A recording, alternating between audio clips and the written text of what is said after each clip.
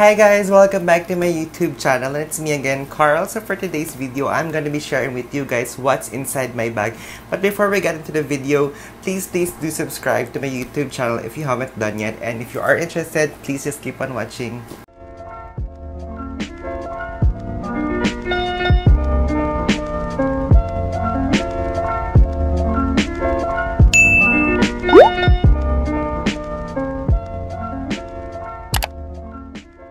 Ayan, hi guys! So, yun nga, as what I said earlier, magbo-what's in my bag tayo. But before we get into it, I just want to share with you guys that this bag is what I use every day.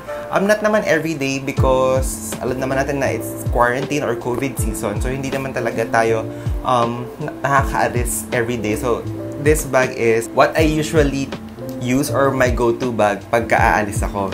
Like, for grocery, but hindi na ako masyado nakakapag-sama sa grocery kasi nga, since nung pataas ng pataas talaga yung cases, lalo na nung nag-100,000 and up, hindi na talaga ako sumasama sa groceries. And ito rin yung ginagamit ko na bag pagka umuwi kami ng Batangas, and yun, basta pag lumalabas. So anyway, this bag is a Michael Kors Solid Emmy Dome Satchel handbag or crossbody bag.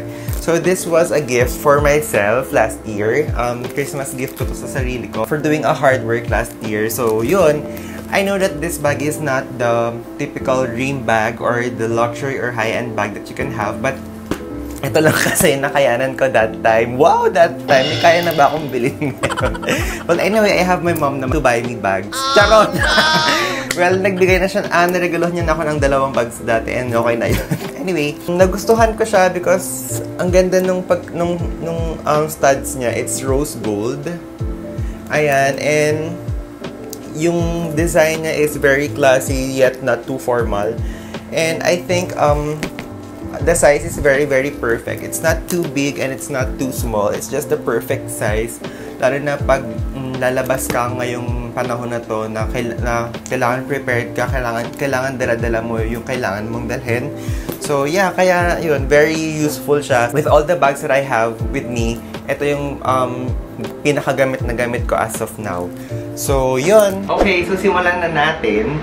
So ang unang laman ng bag ko is my phones. Yan, dalawang phone ko. This one, ito, kakabili ko lang ito. This is my iPhone 11 Pro Max. Ayan, so ang cute ng case ko, no, Coco Chanel. Pero hindi yan totoong Shopee lang yan. So kung gusto niya, ililink down below kung saan ko siya nabili.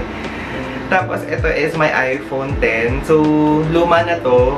Siguro, 2018 pa ata ito nabili. Hindi ko pa kasi ma-let go itong lumang phone ko kasi meron akong authenticator app dito na ginagamit ko sa work, and it happened to be na isang device lang pala ang pwedeng ma-register per app. So yun, hindi ko pa siya mabenta or mabigay, kaya I have it with me lang. Okay, so next one is we have this Cherry Ion na portable air purifier. It's very important na may dala tayong ganito, but wait, baka isipin nyo bakit naman nasa loob lang ng bag mo air purifier na yan. So sinusuot ko naman siya pagka lalabas na ako or kailangan ko nang bumaba ng car. So if hindi ko pa naman siya kailangan gamitin, andito lang siya sa loob ng bag ko. But yeah, sinusuot ko naman siya pagka nasa labas. Ulit. So next one is we have my AirPods. Ayan. So syempre, pagka hindi naman ako yung nagda-drive and naboboard ako sa car, nakikinig lang ako ng music or nanonood ako ng Netflix or YouTube or whatever. And then next one is my eyeglasses. So yeah, ayan. Kung mapapansin nyo, black talaga yung favorite kong colors, no? May mga black pa dyan, wait lang kayo. So ayan, this is, walang brand tong eyeglasses ko na to. Pinagawa ko lang to sa optical. And then, yan, another black na gamit or stuff is my essential kit or essential pouch. I call it essentials because dito lahat ng mga kailangan ko. Unang-una is, syempre, sa panahon ngayon, kailangan natin ng alcohol. Of course, sa tuwing lalabas tayo at may nakahawakan tayo, kailangan natin mag-sanitize from time to time. So, this alcohol is, hindi na talaga ito yung laman niya. Hindi na itong biogenic. Na-refill ko na ito ng ilang beses na. Next one is lip tint. Ewan ko kung bakit may lip tint, pero lagi naman tayong nakamask. Pero kasi ito kasi yung pouch na dinadala ko rin nung pumapasok na ako sa office. So, hindi ko na rin naman masyado napapalitan yung laman nito. So, ito na rin talaga siya. And then, I have here my cologne or perfume na Tommy Girl. Nasa tester bottle lang siya, kaya ganyan. Tapos, next is, we have my essential oils. Una is itong white flower.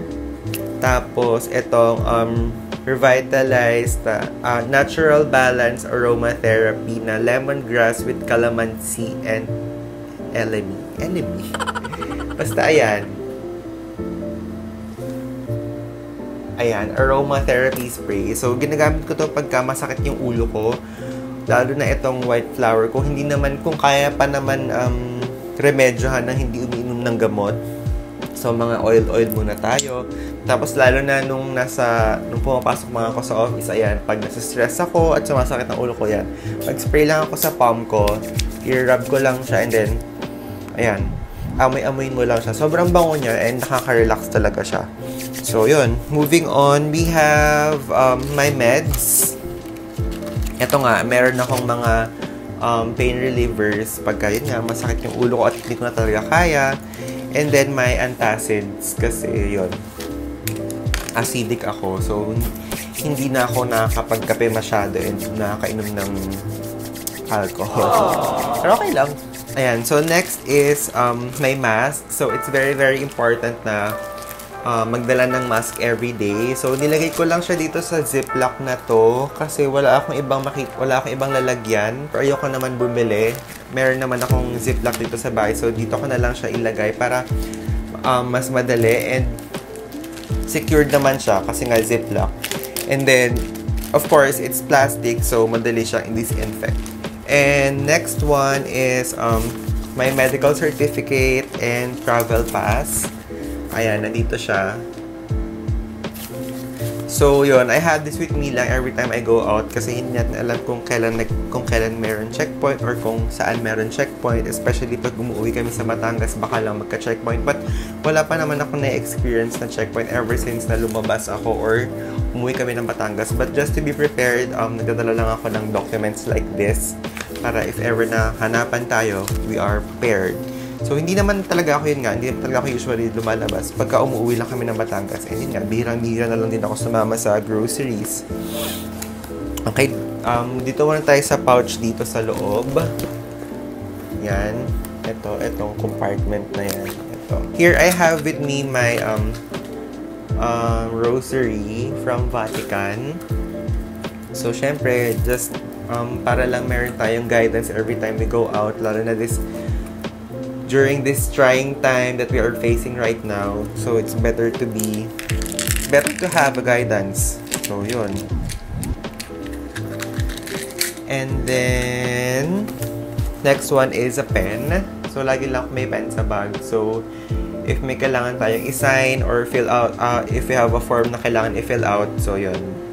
Better be prepared na may pen tayo. Kasi, just to avoid contact na rin. Kasi syempre, hindi mo naman alam kung sino yung mga gumamit na pen na nasa labas. So, better na magdala ka na lang ng personal pen mo. And then, I have here my keys. Ito ay susi ng bahay at ng aking kwarto. So, napakadami Si mami kasi marami siyang lock sa bahay. So, ayan. And then, last one is my Michael Kors na care card. So, yun. Last one sa pouch. So, ang pinaka-last na gamit sa bag na ito ay my wallet. Tada! O, diba? Black na naman. So, this is Charles and Keith na wallet. Yan. So, sobrang love ko tong design ng bag na to. Ay, ng wallet na to. It's very simple lang and syempre, color black. Tapos, gold lang yung zipper niya. So, ito, twinning kami ni Jaira nito. May BFF. Sa kanya lang is maroon ata yung kanya. So, anyway, pakita ko ba? So, ang laman lang nito, ayan, dito, yan, meron tayong yung bills kahit papano. Tapos dito sa kabila, dito are some receipts. And then may eto, PhilHealth na ID. Yan, PhilHealth. And then my driver's license. Wait, baka may papakita tayo number. Yan, driver's license ko lang yun. Okay. Tapos, here naman, sa labas, I have here my MaxiCare card. Itong color blue. Tapos, ito is my BPI debit card. And then, here naman, I have my BDO credit card. And then, dito sa second is my BDO na debit. So, this is credit card, this is debit. So, I have two ATMs, two debit cards, and yung BPI, this is for my payroll account, and this BDO debit card is for my savings account. So, yun nga, dalawang ATM and then isang credit card. So, isa lang yung credit card natin para hindi tayo masyadong magkaroon ng maraming utang. And then, here lang is, itong white na to is my company ID. So, huwag na natin ipakita kasi may confidential yung information na nandyan. So, huwag na natin ipakita. And then, sa kabila, here, yan, dalawa kasi yung ganunan niya, card holders. So, dito, itong nakikita nyo is my company ID ng aming family business, which is Badilio's Blinds and Curtains. So, if you are interested and if kung gusto nyong magpagawa, ililink down below ko na lang yung Facebook page, Instagram, and contact number ng mommy ko. So, yun. Free estimate lang siya, guys. Huwag kayo mahiya. And then, here, itong gold na to is my Landers membership card. Yan, Landers. So, katunayan na ako yan. Tadada! So, sa kabila lang is my Starbucks card. Ayan, Starbucks card lang. And itong isang natitira is Shakey's. Yan. Shakey's Kinembular. Yan. Yan lang naman so far ang laman ng aking wallet. Tapos, dito pala sa zipper, of course, we have coins here. Ayan, and mga iba pang cards dito. May mga resibo, may pang paswerte, may calling cards. Ayan, meron tayong 7-Eleven. Meron tayong beep card nung mga panahong nagbabiyahe-biyahe pa tayo. Ganyan. And then, eto, meron akong 1,000 Korean won bill. Just for remembrance and block. Wala lang. Para lang hindi tayo nawawala ng bill sa wallet. Ayan, may video na calling card. Yun lang naman. Meron tayong labor na card. Tapos, ano tong VIP card na to? Ito, sa salon. Yung salon dito sa village namin, may VIP card lang ako. Ayun lang. So, I think that it's it for my wallet.